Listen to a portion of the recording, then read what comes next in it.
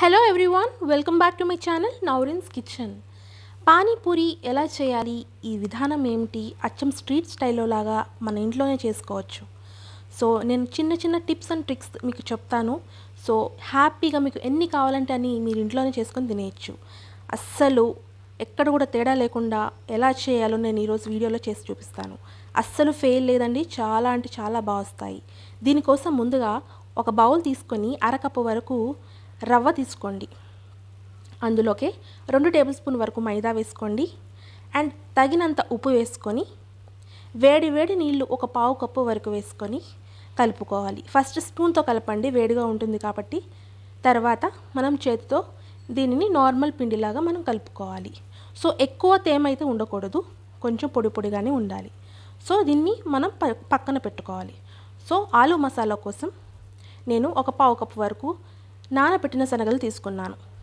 ఇది ఒక బౌల్లో లేదా కుక్కర్లో ట్రాన్స్ఫర్ చేసుకొని దాంతోపాటు ఒక లార్జ్ సైజ్ పొటాటో అండ్ 3 నుంచి 4 పచ్చిమిర్చి అండ్ తగినంత ఉప్పు, నీళ్లు వేసుకొని 5-6 విజిల్ వరకు పెట్టుకోవాలి.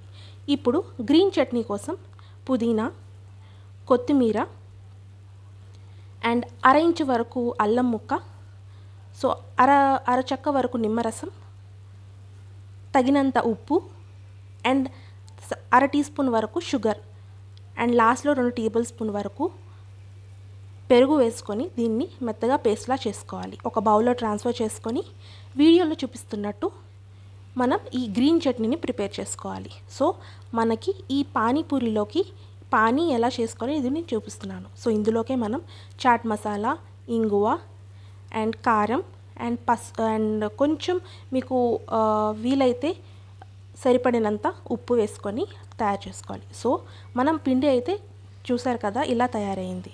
వేసుకున్న తర్వాత మనం దీన్ని చిన్న చిన్న బాల్స్గా చేసుకోవాలి.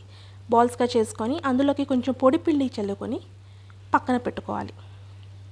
సో ఇలా చేయడం వల్ల ఏంటంటే ఒకదానికి ఒకటి అంటుకోకుండా ఉంటుంది. సో ఇప్పుడు మనం ఆలు మసాలా అయితే తయారు చేద్దాము. సో ఆలు అయితే ఉడికిపోయింది.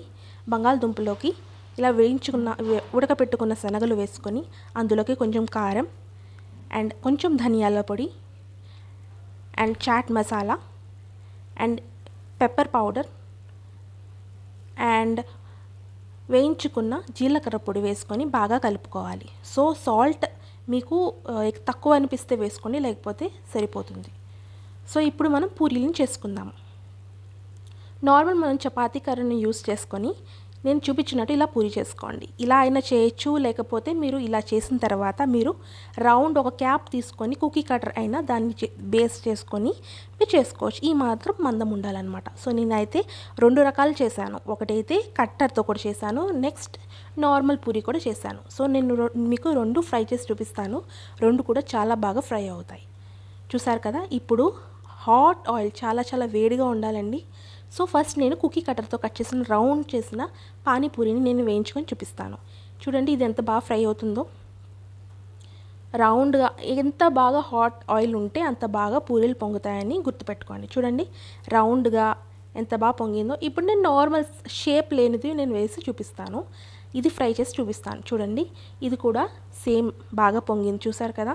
సో మనకి ఇలా చేయాలి అలా చేయాలని ఏమీ లేదు. సో ఈ విధంగా మీరు ఎలా చేసినా కూడా నేను చెప్పిన కొలతలతో చేస్తే మీకు పానీపూరీలు అనేవి చాలా బాగా వస్తాయి. చూసారు కదా ఎంతో క్రిస్పీగా ఉంటాయి.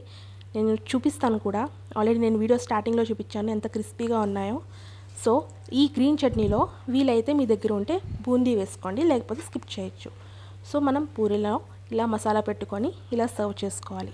చూసారు కదా చాలా ఈజీ అండి, చాలా సింపుల్ కూడా. మీరు కూడా ట్రై చేయండి.